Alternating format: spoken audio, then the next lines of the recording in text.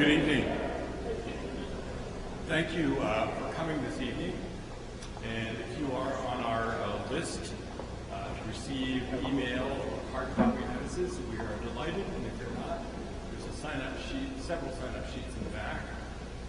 My name is Mark Massa, and I am the director of the Francis and Anne Curran Center for American Catholic Studies. So I bid you a hearty welcome. The Curran Center is honored this evening to host Professor Diane Batts Morrow of the University of Georgia to deliver our annual Rita Cassella Jones lecture on women and the American Catholic experience. Would all the members of the Jones family put up your hand? There might. Okay, good. We are very grateful to the Jones family because Rita, who is the wife of Bob Jones, who taught in the Ford History Department for a long time, 42 years. Rita was our earliest and loudest supporter, and we are very, very grateful to her and her family who have made these annual events happen. This evening is the 4th annual Rita Cassella Jones lecture. Professor Morrow's book, which was published by the University of North Carolina Press, which was entitled Persons of Color and Religious at the Same Time, the Oblate Sisters of Providence, won the Letitia Woods Brown Memorial Publication Prize for the best book in Black women's history in 2002. I looked up her book. I think your sisters are here. It's like the family is here, says it. The cheering session just walked in. I looked up Professor Morrow's book this morning and on the web, and it was all shockingly positive. They all sang her praises. In awarding Professor Morrow this prestigious prize, the Association of Black Women's Historians said that her book, quote, makes a significant and much-needed contribution to the history of Black Catholics in America. This work, they said, is destined to become a Catholic, also a Catholic, is destined to become a classic in Black women's history and American religious history. And Professor Morrow has won numerous awards and distinctions. She's been awarded the Most Valuable Professor Award from the Institute for African American Studies.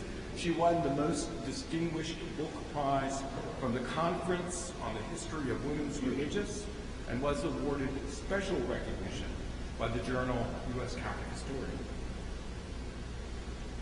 As always, I am most grateful to Bob Jones, who couldn't be with us this evening due to illness, and to his family for endowing this important lecture series. Rita Cassella Jones was our earliest and most devoted supporter of the events of the Curran Center. We have endeavored to invite the kind of insightful and passionate scholars to take part in this series that Rita loved, the kind of scholars that Rita loved to hear and interact with.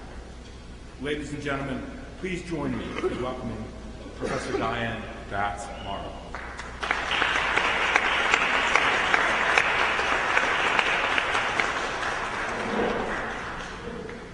Good evening, ladies and gentlemen.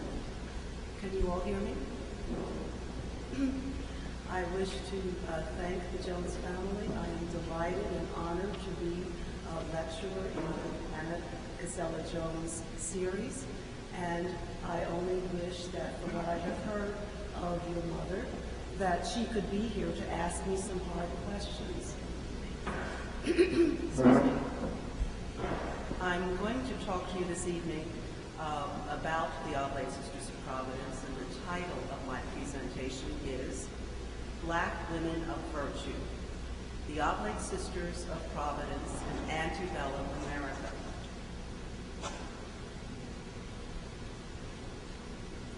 Black and free in a slave society that privileged only whiteness, female in a male-dominated society, Roman Catholic in a Protestant society, and pursuing religious vocations in a society doubting the virtue of all Black women. The Oblate Sisters of Providence proved exceptional in United States Southern society before the Civil War.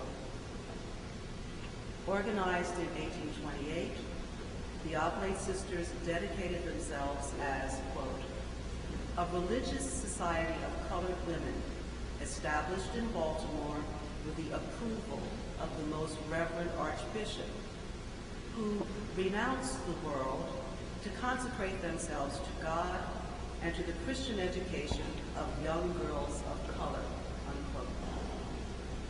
Historically, Black people have used their spiritual resources to assert their personal worth.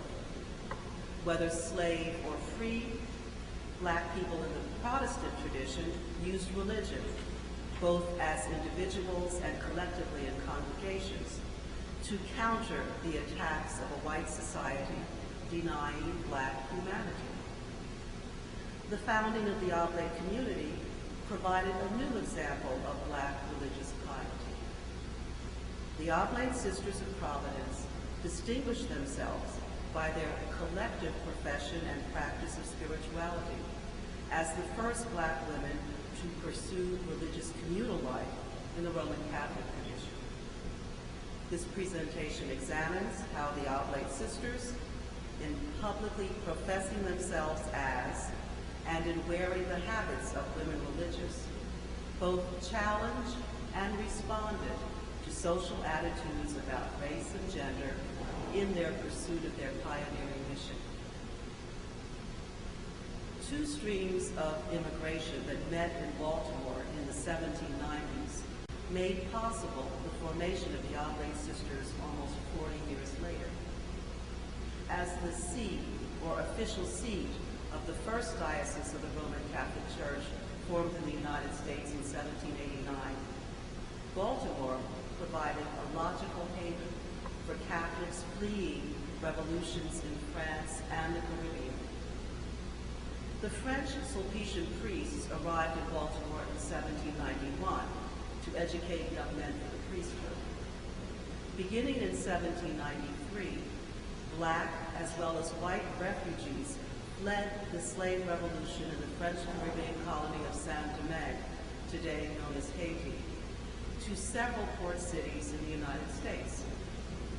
In Baltimore, shared traditions attracted Sulpicians and Saint-Dominguean exiles to each other, bound together by their French language and cultural heritage and their profession of the Roman Catholic faith. In 1796, the Sulpician priest organized Sunday religious instruction for the Black Saint-Dominguean refugees who met in their seminary chapel. In 1827, Sulpician priest James Joubert assumed direction of Sunday religious training for the Black children and proposed a school to improve religious instruction. To staff the school, Joubert approached Caribbean immigrants Elizabeth Clarice Lang and Marie Magdalene Ballas, two educated women of color and experienced teachers who conducted their own school for children of their race in their home. During their first meeting, Lang and Ballas informed Joubert of their decade-long desire to become sisters. That these two Black Catholic women persisted in their religious vocation for 10 years before fulfillment reveals much about them. With neither external acknowledgement nor official encouragement, Lang and Ballas relied exclusively on their internalized commitments to their religious vocations, based on their faith that God would provide. After consulting with Archbishop James Whitfield of Baltimore, Joubert concluded that a Black sisterhood would suit his purposes as well. Elizabeth Clarice Lang and James Hector Joubert, the co-founders of the Oblate Sisterhood, also shared a French cultural heritage, Caribbean refugee status, a fervent devotion to the Roman Catholic faith, and a firm commitment to the education of Black children. Nevertheless, within the contexts of the Antebellum South and the Roman Catholic Church, defining differences of race and gender separated the lives of these two people more than their mutual experiences united them.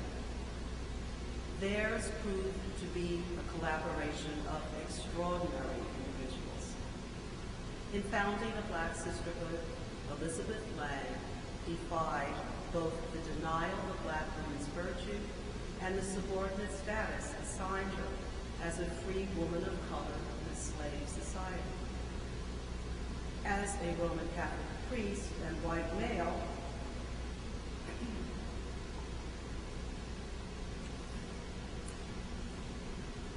in the antebellum South, James Joubert ignored prevailing institutional and social attitudes toward both Black people and women in co-founding this first Black sisterhood.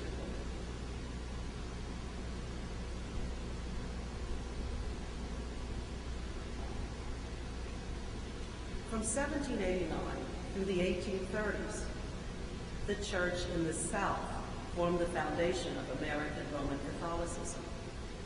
Through the 19th century, the Catholic Church in the United States kept the imprint of its Southern origins, as did their Protestant counterparts. Roman Catholic clergy and women religious not only tolerated the institution of slavery, they also actively participated in and profited from the ownership and sale of human beings. Several distinguished bishops, societies of priests, and at least 9 sisterhoods, including the Baltimore sisterhoods of the Carmelites, the Sisters of the Visitation, and the Sisters of Charity, owned or had owned slaves. The antebellum Roman Catholic Church's acceptance of racism and the institution of slavery definitely affected its attitude and policies toward Black people. Archbishop Whitefield approved the establishment of the Oblate community in 1829. Nevertheless, certain groups and individuals within the church disapproved of the idea of sisters of color from their beginning.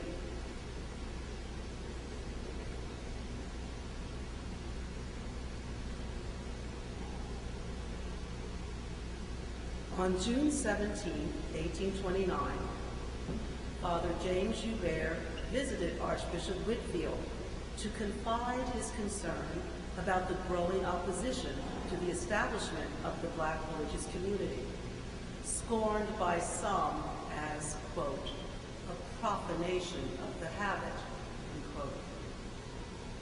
Joubert noted, "These good girls admitted to me that after all they had heard said, only through obedience would they be determined to take the religious habit." Joubert further revealed, "I had myself heard much talk. I knew already that many persons who had approved the idea of a school for pupils disapproved very strongly that of forming a religious house, and could not think of the idea of seeing these poor girls, colored girls, wearing the religious habit and constituting a religious community," unquote. Whitefield advised Joubert not to be in the least discouraged. On July 2nd, 1829, James Joubert received the professions of the 4 charter members of the Oblate Sisters of Providence: Elizabeth Lang, Marie Ballas, Rosie Rowe, and Therese Duchesne. They pledged themselves to a life of service and faithful observance of poverty, chastity, and obedience. The term oblate means one offered or made over to God. Lang served as the first Mother Superior, Joubert as the first spiritual director of the Oblate Sisterhood. For their habit, the sisters adopted a simple dress of black woolen cloth for both winter and summer, and a white cap for housewear, which they exchanged for a black bonnet for street wear. Only the black band of the cap and the cross suspended from a neck chain adorning the dress of professed sisters distinguish their habit from that worn by the novices. Like only in sister state, the saint validate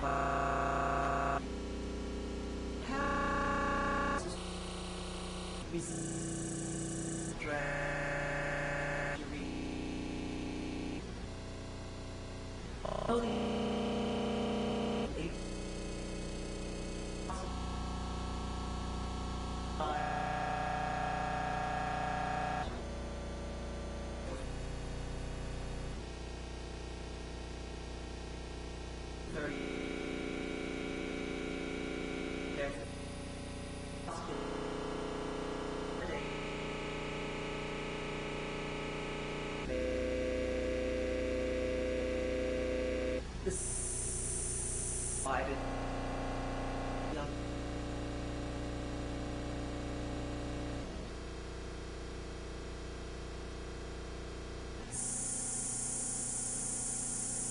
and the share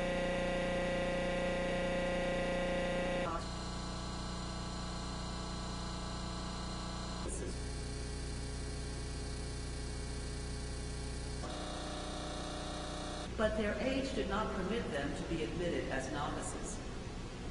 In order to correspond with their goodwill, we agreed that they should be separated from the rest of the young girls of the school and that they should be given a special dress to wear so that they could be distinguished at the same time from the novices. We adopted a brown color for Sunday and feasts and blue for the other days. They shall be henceforth under the special care and direction of the mistress of novices. Unquote. During their first decade, the Oblate Sisters addressed the racial dimension of their exceptional position within Southern church and society. In 1835, Louis Delumeau, superior of the Sulpician Seminary, requested 2 Oblate Sisters to manage the domestic affairs of the seminary household. Oblate Superior Mary Lang responded to this request with a letter reflecting her clear understanding of both the promise and the perils of the Oblate community status. Lang's words further revealed the critical significance these black sisters had invested in their religious attire. Quote, "We do not conceal the difficulty of our situation as persons of color and religious at the same time, and we wish to conciliate these 2 qualities in such a manner as not to appear too arrogant on the one hand, and on the other, not to miss the respect which is due to the state we have embraced and the holy habit which we have the honor to wear. Our intention in consenting to your request is not to neglect the religious profession which we have embraced." Oblate experience with clerical disapproval of the concept of a black sisterhood in 1829 had prompted Lang's concerns about full recognition of and respect for the Oblate Sisters' religious state at the seminary. Objections to the Oblate Foundation, expressed within the white Baltimore Catholic community, even among the Sulpician priests, had dismayed the 4 charter Oblate members. Consequently, Lang insisted on the guaranteed integrity of the Oblate religious state as a precondition to the sisters' employment at the seminary. She further requested separation of the sisters from the other seminary servants, slave and free, in an effort to reserve for the Oblate Sisters a distinctive social position based on their status as women religious. Lang responded to a routine request for traditional domestic services with a non-traditional manifesto defining the Oblate Sisters' religious, racial, and social positions as they understood them. During their first decade, the Oblate Sisters determined crucial aspects of their evolving communal charism. Humility formed an essential component of the Oblate spiritual identity. In a worldly context, humility describes an attitude of deference from an inferior toward a superior, a socially hierarchical relationship between people. However, in a religious sense, humility signifies primarily a voluntary submission of self to God, a spiritual relationship between the individual and the divine. In practice, the moral virtue of humility, quote, avoids inflation of one's worth or talents on the one hand, and avoids excessive devaluation of oneself on the other. Humility requires a dispassionate and honest appreciation of the self in relationship to others and God, unquote. Now certainly, Oblate Superior Lang articulated the very essence of the challenging practice of humility, framed in reference to Oblate consciousness of their racial identity in her concern, quote, not to appear too arrogant on the one hand, and on the other, not to miss the respect which is due to the state we have embraced and the holy habit which we have the honor to wear. In its focus centered on the divine, humility involves a renunciation of the world, a rejection of secular concerns and status. 19th century sisterhoods required members to reject their former worldly identities, symbolized in their acceptance of new names conferred by their new family, the religious community, and in their exchanging secular clothing for the religious habit. While distinctions between the secular and spiritual meanings of humility apply generally to all religious congregations, they acquired particular racial significance for the Black Oblate Sisters in the Antebellum South. Embracing the religious state and rejecting secular concerns and status could prove both liberating and empowering to Black women devalued by the worldly social order. In renouncing the world to consecrate themselves to God, the Oblate Sisters achieved symbolic release from social contempt as Black women. As the Oblate Sisters of Providence, women of color in the Antebellum South used their piety and spiritual fervor to defy their allegedly inferior status and to act assertively in service to others. In their book, discussing the role of nuns in shaping Catholic culture and American life, historians Carol Coburn and Martha Smith have argued that the boundaries of the moral virtue of humility restricted female assertiveness so that, quote, sisters could assert themselves only on behalf of others, an acceptable feminine trait that women have historically utilized in efforts to gain agency in a patriarchal society. This ideology of maternal feminism allowed women to utilize their power as mothers to actively take on abuses of patriarchy and at times of capitalism in defense of their concern for children, not necessarily their own self-interest, unquote.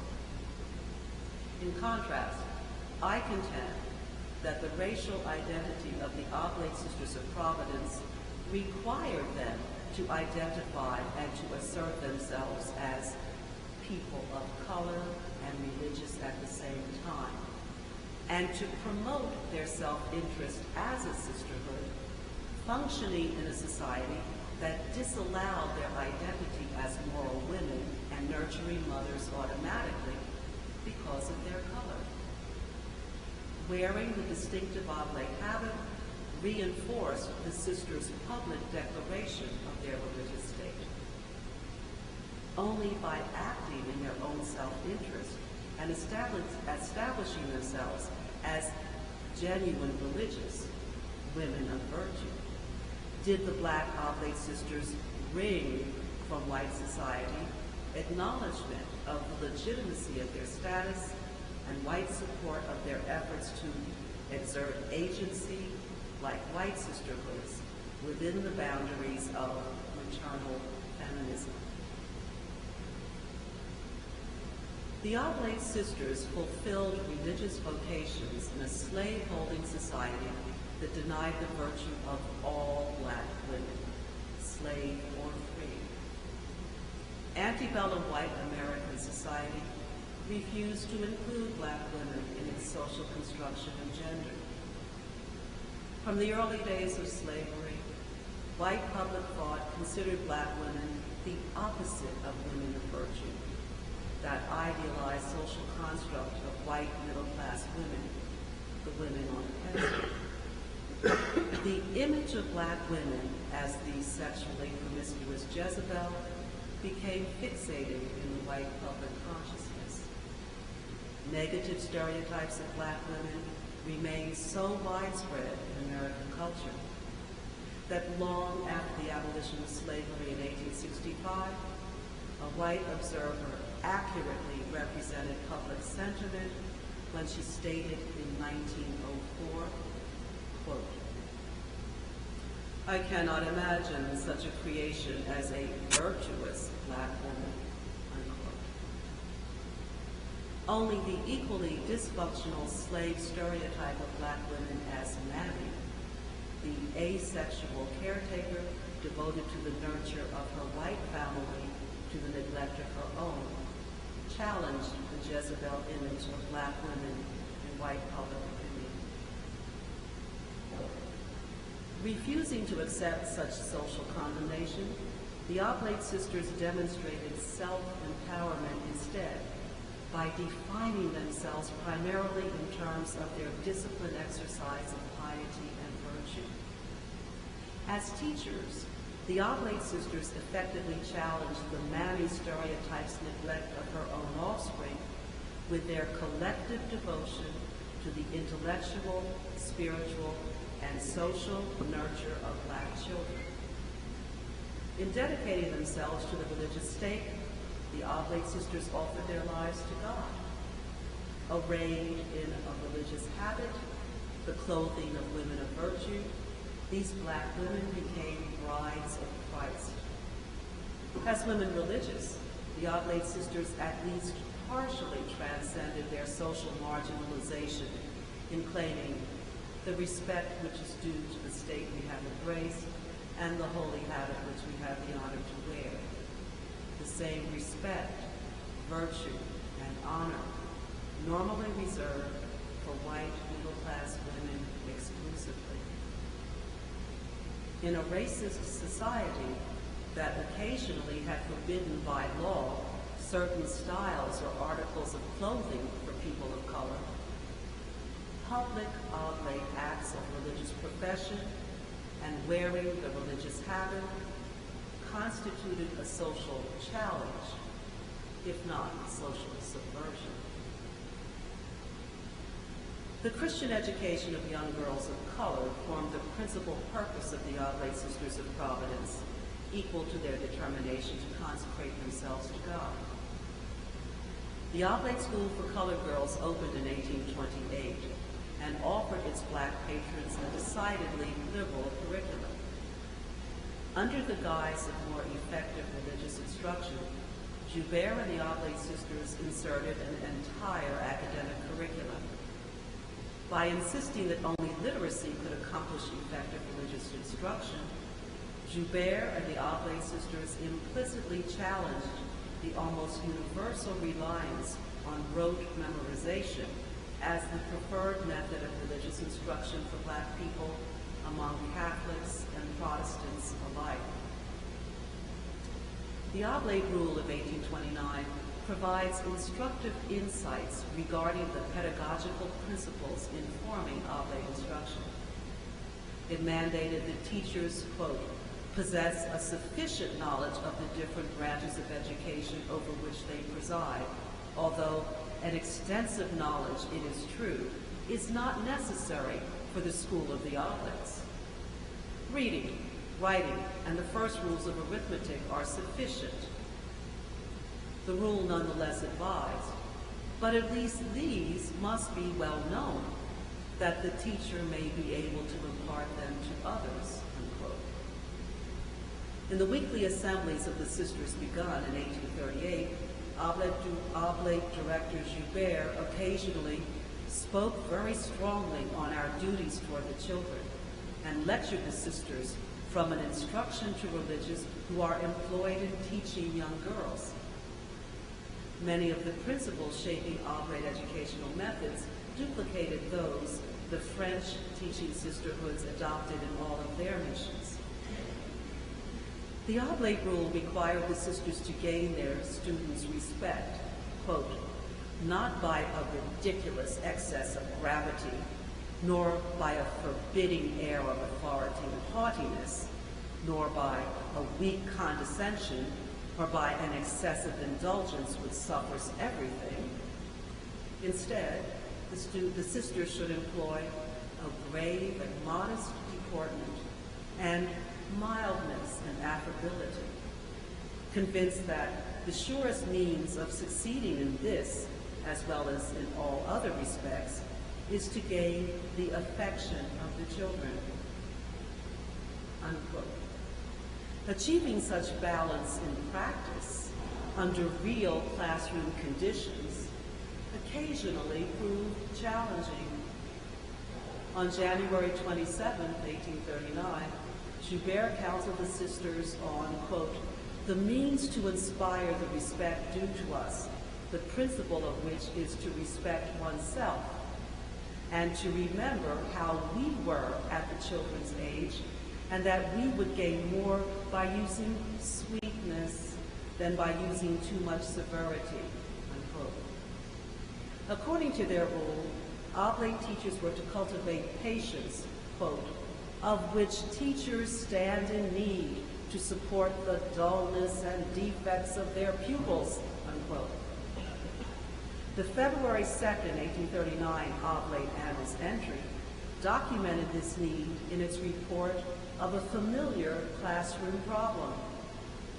Oblate Superior Lang consulted Joubert and, quote, complained of the children who did not learn well and said that the sisters oppressed her with continual complaints, unquote. Joubert proposed that the sisters read the pupils' marks aloud, as this reading made an impression on the children. The Oblate Rule enjoined the sisters, quote, to excite the interest of the parents for the education of their children, and to prevent parents excusing themselves from sending their children to school under the false pretext of their poverty or the need they have of their services. The sisters should inquire of parents concerning the character of their children, their inclinations, and the manner of correcting their defects. Oblate interaction with parents required courteous and engaging manners, a lively interest in their concerns, and occasional home visits when warranted.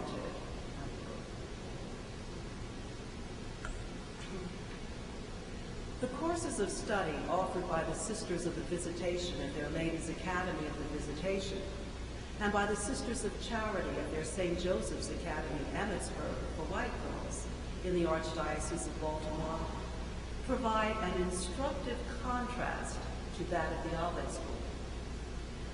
In the context of antebellum education, the term school and academy indicated two distinct courses of study. Sisters teaching in free or parochial schools offered courses including the fundamental tenets of Catholic belief and ritual devotional practices, reading, writing, arithmetic, and occasionally history and geography, a curriculum equivalent to a 6th or 7th grade education.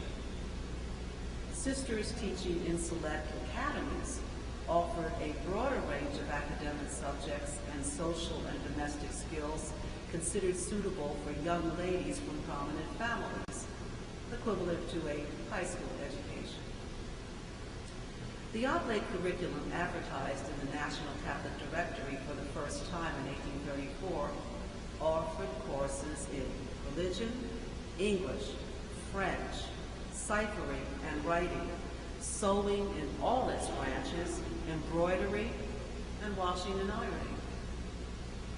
The inclusion of washing and ironing as basic courses and the notable omission of such liberal subjects as history, geography, moral and natural philosophy, astronomy and chemistry, as well as music, painting, and drawing, distinguished the Oblate curriculum from those of the white convent academies.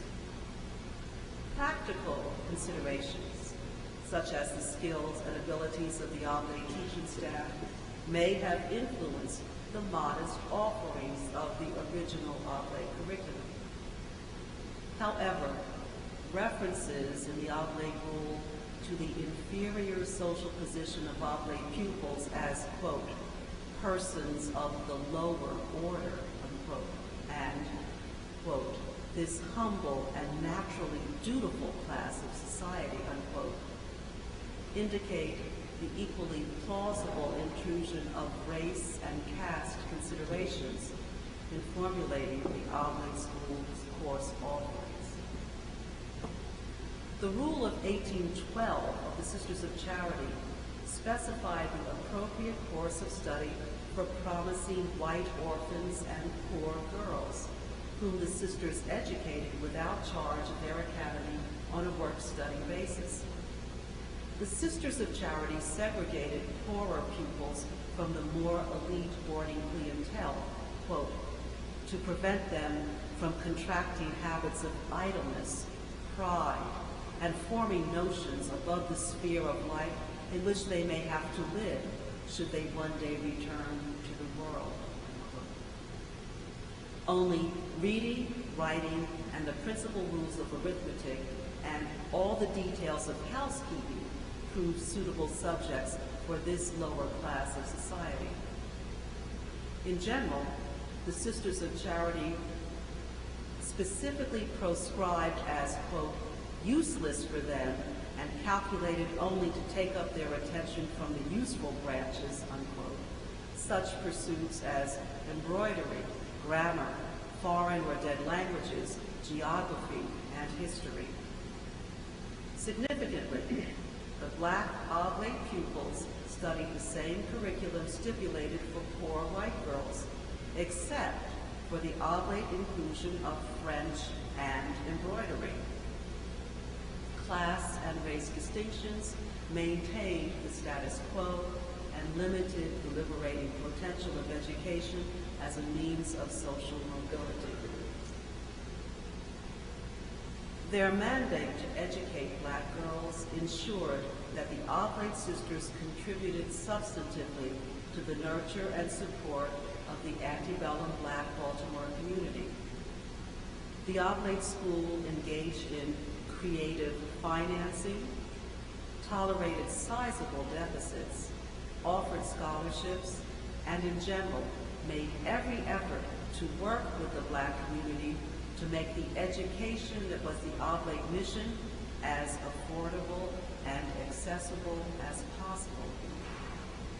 The Black lay community both supported and appreciated Oblate educational and spiritual efforts on their behalf.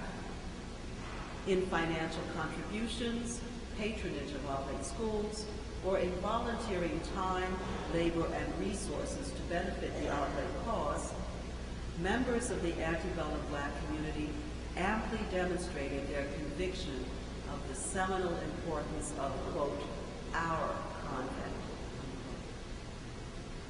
By 1838, within its first decade, former Oblate pupils formed fully 1/3 of Oblate community membership, 7 of 21 sisters. This circumstance repeated a pattern common among all 19th century pupils educated in convent schools. The insistent glorification of virginity and the impressive example of the sisters themselves contributed to a high percentage of religious vocations among convent school girls. Furthermore, strictly enforced policies of no male and limited family contact eliminated competing models of satisfying family life for the schoolgirls. For a black oblate pupil and her white convent school counterpart alike, choosing religious life, recognizing and responding to a religious vocation, involved the exercise of personal choice to participate in a divinely sanctioned lifestyle characterized by reduced male interference and control. Furthermore, the limited socially approved alternatives for black women could only have enhanced the intrinsic appeal of religious life for oblate students. In addition to common school and domestic instruction, the oblate teaching ministry required the sisters to instill in their pupils, quote, certain principles of virtue becoming their situation, the love of labor and of order, a careful avoidance of unsupervised male company, that innocent bashfulness which is the principal ornament of their sex, and that exterior modesty which is the surest preservative of virtue, unquote. The emphasis on feminine virtues in 3 of the 4 listed principles typifies the philosophy influencing not only convent school, but also all 19th century education for women. Significantly, the Oblate sisters taught these values of respectability to black girls in defiance of antebellum white American society's exclusion of black women from its social construction of gender.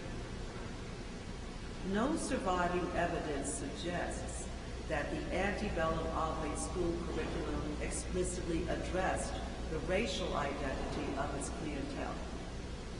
Nevertheless, in offering a solid Catholic education to black girls, the Oblate sisters taught their pupils values and ideals beyond those that white society thought either appropriate or possible for black women.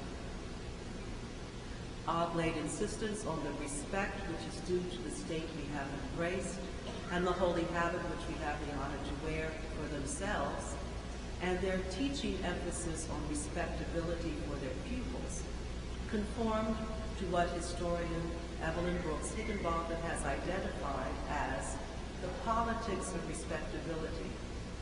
Quote, by claiming respectability through their manners and morals, poor black women boldly asserted the will and agency to define themselves outside the restrictions of prevailing racist thought. Respectability was seen as a weapon against such assumptions, since it was used to expose race relations as human inventions rather than derived by natural law or divine judgment, unquote. The Oblate sisters determined and maintained their internal community life and conducted their teaching ministry within the patriarchal Roman Catholic Church and the Antebellum South. As did all religious sisterhoods, the Oblate sisters defied the narrow conventional social concept of voluntary female association. In religious life, women function in permanent association in an exclusively female environment and claim spirituality, not marriage and maternity, as the primary determinant of their identity. In forming a community of women religious, the Oblate sisters demonstrated that moral virtue and spiritual fervor among black people occurred not in isolation, but rather characterized the population sufficiently to motivate a group of black women to claim religious piety as their primary identity. As an institution, the Oblate Sisters bore witness to the virtue and spirituality of black women. They utilized their communal profession of piety as currency to validate and legitimize their claim to public recognition and support to an extent unrealizable by individual secular black women in antebellum society. White support of the black sisters never equaled that bestowed on the white sisterhoods in the Archdiocese of Baltimore. Nevertheless, the fact that the institutional church and individual white benefactors among both clergy and laity recognized, promoted, and subsidized the oblate enterprise at all demonstrated the viability of oblate virtue as currency in antebellum society. Black female agency proved the hallmark of the antebellum oblate experience. In the crucial act of institutionalizing themselves as a community of women religious within the Roman Catholic Church, the Oblate Sisters of Providence converted their religious status into an effective counter-identity with which to resist, to defy, and ultimately to transcend the restrictions and social controls white antebellum society sought to impose on them because of their racial identity. No extant evidence suggests that the Oblate Sisters of Providence considered themselves prototypes of black feminism. Nevertheless, as Scripture advises, by their works shall you know them. In their actions, the Oblate Sisters of Providence conformed to the black feminist model of empowerment by, quote, rejecting the dimensions of knowledge, whether personal, cultural, or institutional, that perpetuate objectification and dehumanization, unquote. They nurtured and inculcated into their communal consciousness positive senses of themselves as black women and as committed religious. Throughout their antebellum existence, the Oblate Sisters of Providence accomplished their mission as they had from their foundation, independently of, and not infrequently, in defiance of prevailing social attitudes and intentions. A community of women of faith, formally clad in the religious habit of women of virtue, the Oblate Sisters adopted as their motto, Providence will provide. However, in their pursuit of spiritual perfection and in their vigorous execution of their teaching ministry, the Oblate Sisters of Providence acted on what could have served as the essential subtext of their motto. God helps those who help themselves. Thank you.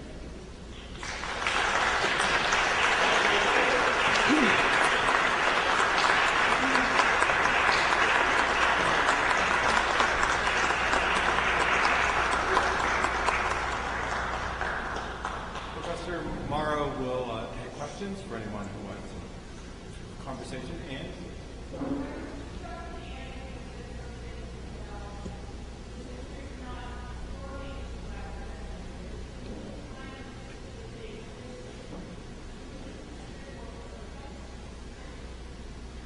I consider them a prototype, but one of my issues is the whole concept of feminism, black or white, is much later in history.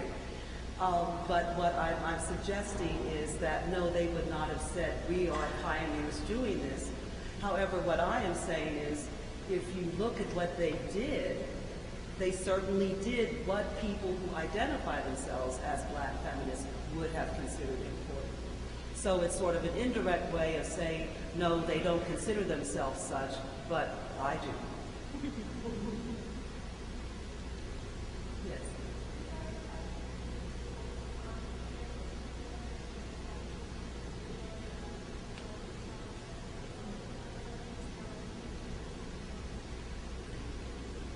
Yes, the question is what other girls, a third of the Oblate pupils did join, or I should say that the Oblate community consisted of a third of their pupils. The question is what would other Oblate pupils have done? Several of them got married. Several of them engaged in, or tried to engage in teaching, but it was much more difficult for single women, and when I say single, not in a community, and as secular people, to be successful in having schools. So those were the kinds of things. There were others, of course, who would go into domestic service, which is why it's somewhat ironic that this is a school, yet one of the basic courses include washing and ironing. Why? Because even if you're literate, even if you are educated, where are you going to find employment possibilities? As a domestic servant.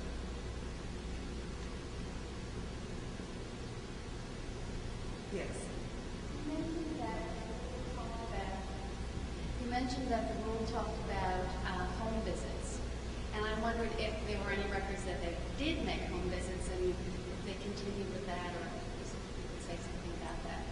Early on, one of the interesting aspects of the Oblate Sisters of Providence in Baltimore was that they were so tightly associated with the immigrant San Domingan community. And so it was not unusual for them to know many members of the community. And so there was this sort of personal element. And as a means of keeping up those connections, and also as a means of why wasn't so-and-so in school today, home visits were warranted. But as the years progressed, this kind of action, which would not have been considered seemly, was gradually dropped from practice. But it definitely grew out of the fact that they were so closely connected to that community to begin with. Other questions? Yes.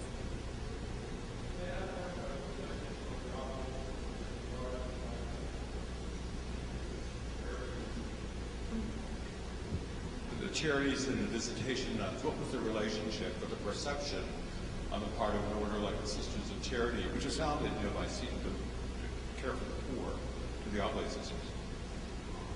Well, most of the white sisterhoods at the time did not really recognize the Oblate Sisters as a fellow sisterhood. And indeed, I didn't mention this in this presentation, but in my book I describe a situation where the Sisters of the Visitation, who were favored by Archbishop Eccleston, made some comment when they moved to an area that was coal country, and with the minefield of the coal mines, they had this constant black coal dust all over the place.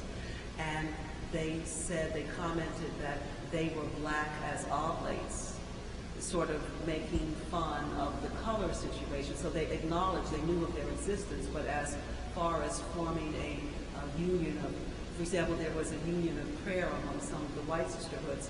The Oblate Sisters were not included in that at the time.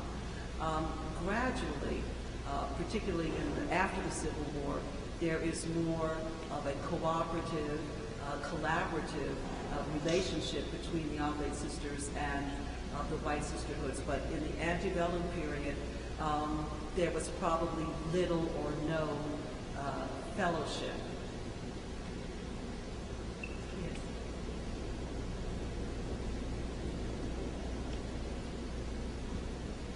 You discussed when you were talking about the curriculum, and how the curriculum was similar for the Oblate Sisters and also for white students, and how the curriculum kind of reflected society's ideas of people who were deemed to be of lower order, and how because they were deemed as such, their curriculum kind of reflected their role as being naturally dutiful. I think that's what you said. And my question is, the curriculum for the Oblate Sisters, what especially interested me about it in terms of race relations is that you said it gave a human dimension to the role of women of color in society as opposed to the idea that they were quote-unquote naturally dutiful. It was like a human dimension. They were able to claim their identities. And I'm wondering,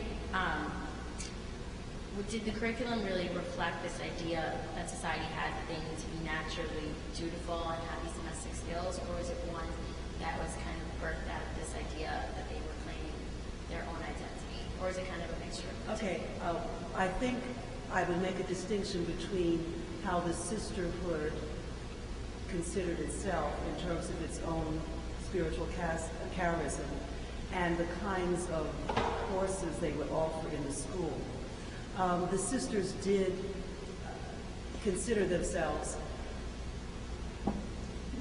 in relationship to God so that they could, in a sense, transcend society's marginalization of them. In the beginning, the curriculum was pretty much influenced also by someone that I mentioned, Oblate director Joubert, who was amazingly progressive in his attitude toward black people and women, but still mindful of the society that he lived in. He sort of soft-pedaled the idea of a bona fide education. Indeed, they entered it sort of through the back door by saying, well, to teach these children religion, we need to have these other things. And he was the one who was talking specifically about persons of a lower order or these naturally dutiful groups to assuage and not to alarm white society.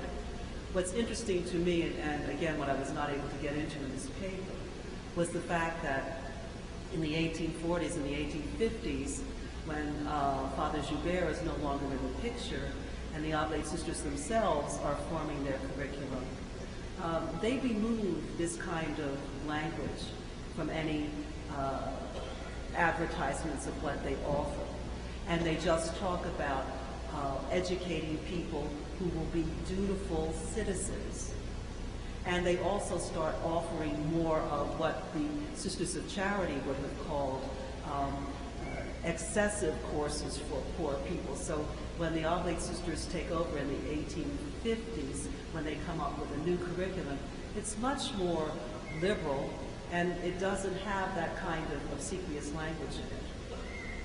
Which is interesting because the 1850s is a dreadful decade in terms of race relations, and yet the sisters don't seem to mind removing the protected language.